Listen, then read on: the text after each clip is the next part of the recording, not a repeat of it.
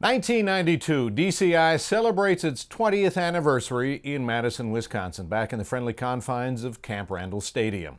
It was the year that Bill Clinton would be elected president over George Bush. I covered Clinton on the campaign trail, and the guy was just tireless as a campaigner. It was also the year that Hurricane Andrew would slam South Florida. I had never seen destruction like that in the United States. U.S. troops would go on a humanitarian aid mission to Somalia. That would take a dramatic turn in the next year. Musically, Whitney Houston set records with her record, I Will Always Love You. On television that year, it was Murphy Brown for comedy and Northern Exposure for drama, and we certainly had some Northern Exposure in Madison. The story of the Cavaliers. When you talk about tireless campaign, when you talk about relentless, when you talk about perfection, you have to talk about the Cavaliers that year. They went full force to take in their 44th anniversary, our 20th anniversary DCI title.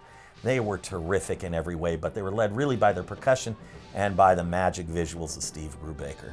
Finally, they got the gold ring. They finally get the gold, and they were the crowd favorite, wouldn't you agree? Sentimentally, absolutely. And some familiar faces fell out of the top echelon in their anniversary years. Well, it's funny because it's 25th anniversary for the Phantom Regiment and for Santa Clara Vanguard.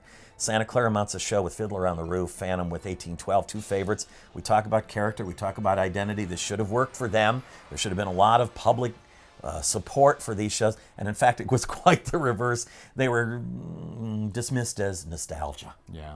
We also lost some leaders in the activity that year. This was a tragic year for us. Three great visual artists, Steve Brubaker from the Cavaliers, John Brzali from Phantom Regiment, and George Zingali from the Cadets of Bergen County and Star of Indiana, all die within 18 months of each other.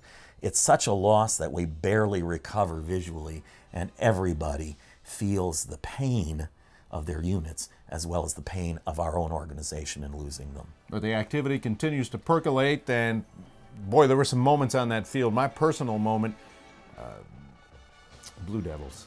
When a man loves a woman, boy, to quote a famous drum corps announcer, sultry, and that described that tune. To a T.